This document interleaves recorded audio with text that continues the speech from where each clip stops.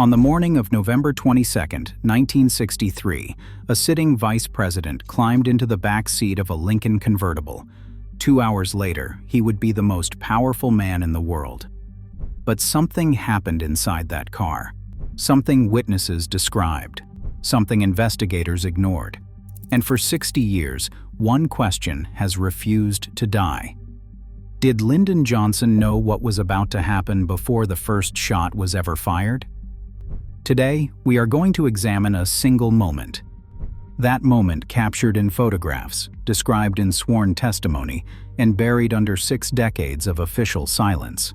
Because sometimes the smallest details reveal the largest lies. Here is what we know for certain. On November 21, 1963, President John F. Kennedy and Vice President Lyndon Johnson flew together to Texas. They arrived at the Hotel Texas in Fort Worth just before midnight. The next morning, both men would ride through Dallas in a motorcade. Kennedy in the presidential limousine. Johnson 2 cars behind.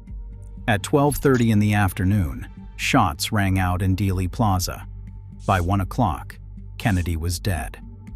By 2:38, Johnson was being sworn in as president aboard Air Force One. That is the clean version, the textbook version. Now let us look at what happened inside Johnson's car. Because the people who were actually there told a very different story. The vehicle carrying the vice president was a rented 1964 Lincoln convertible. In the back seat sat Lyndon Johnson, his wife Lady Bird, and Texas Senator Ralph Yarborough. In the front was Secret Service agent Rufus Youngblood.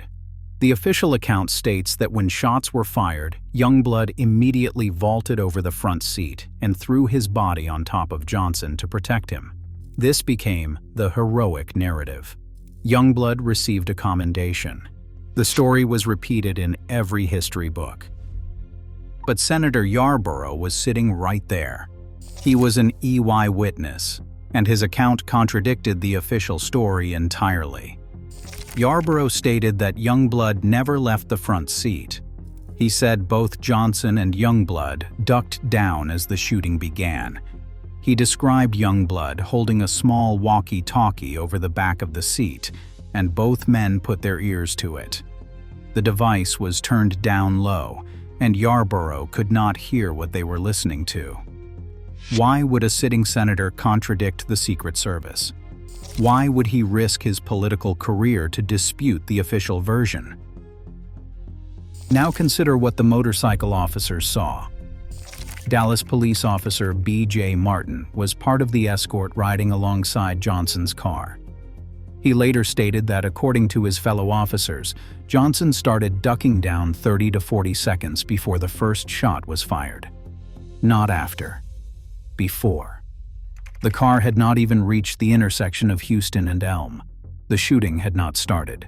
But the vice president was already lowering himself behind the front seat. Look at the Altgens photograph. This famous image was taken by AP photographer James Altgens at the exact moment of the first gunshot. You can see Kennedy's limousine. You can see the crowds. You can see Johnson's car in the background. But where is the vice president? His wife is visible. Senator Yarborough is visible. Lyndon Johnson is not.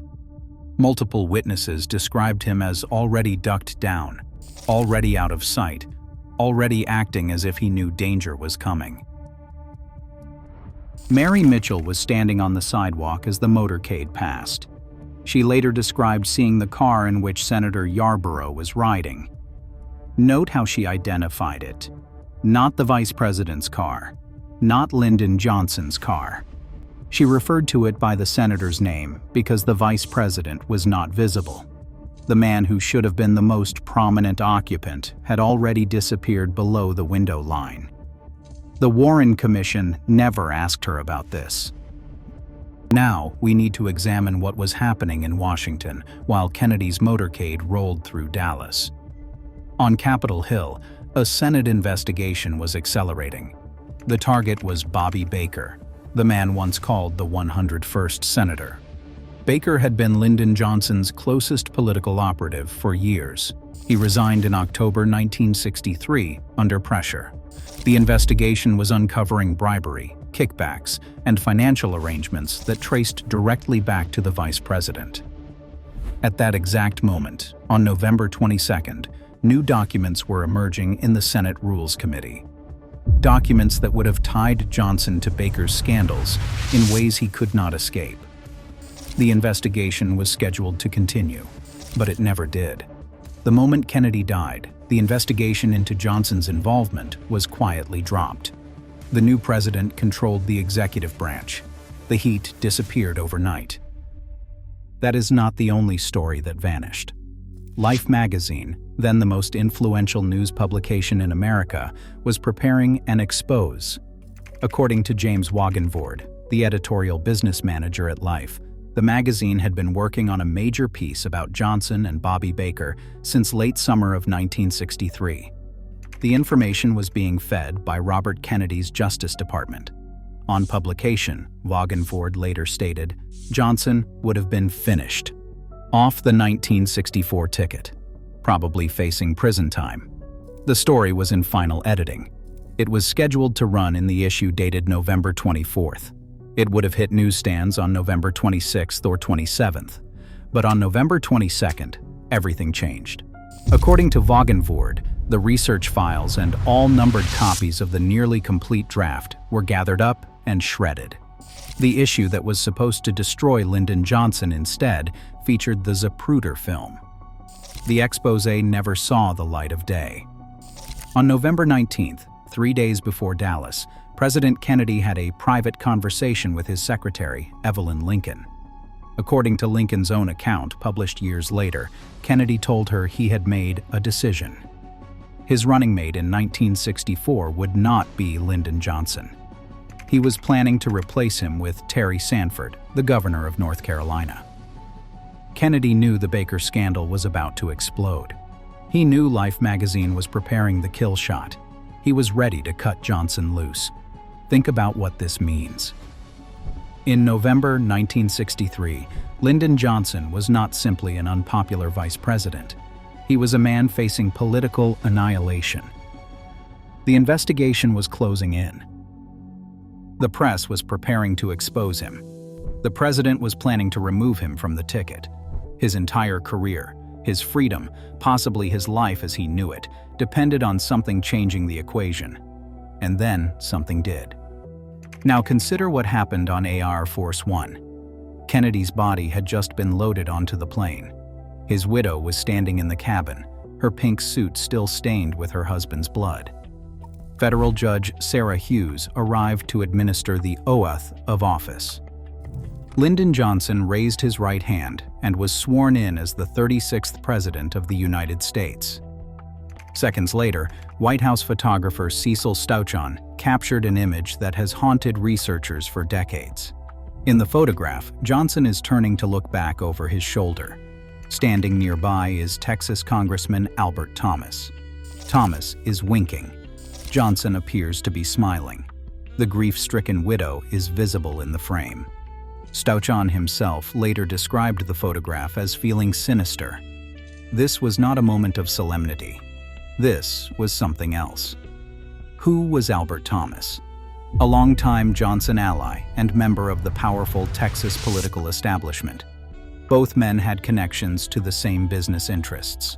Both had benefited from the same networks of money and influence. And in that moment, with Kennedy's body growing cold in the next compartment, they exchanged what looks unmistakably like a private signal. A wink, a smile, a shared acknowledgement of something the cameras were never supposed to catch. Let us return to that Lincoln convertible, to the moment before the shots, to the vice president ducking down while the president was still waving to the crowds. The official explanation is that Youngblood acted heroically after hearing gunfire, but the witnesses say Johnson was already down. The motorcycle officers saw it. Senator Yarborough saw it. The photographs show an empty space where the vice president should have been visible. Here is what a prosecutor would ask. If Lyndon Johnson ducked before the shooting started, what prompted him to duck? If he was listening to a walkie-talkie turned down low, What was he listening for? If he was expecting danger, how did he know it was coming?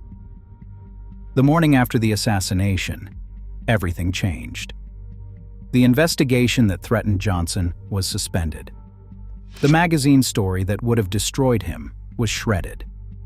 The man who had been days away from political ruin was now the President of the United States. He would appoint the Warren Commission to investigate. He would control which evidence was examined. He would determine what the American people would be told. 60 years later, we still do not have the complete picture. Files remain classified. Witnesses are dead. The official story has hardened into accepted history. But the photographs remain.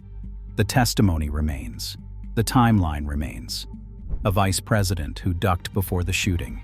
A magazine exposed that vanished overnight. An investigation that evaporated the moment he took power. A wink and a smile while the widow stood in her husband's blood. Go back to that moment in Dealey Plaza. A motorcade moving toward an intersection. A president waving to the crowds. And two cars behind, a vice president lowering himself out of sight, listening to something on a device turned down low, acting for all the world like a man who knew exactly what was about to happen. Did Lyndon Johnson know about the ambush before Kennedy arrived? We cannot say for certain. What we can say is that the evidence raises questions that were never properly asked, questions that powerful people had every reason to bury, questions that still demand answers. What do you think happened in that car? Drop your thoughts in the comments.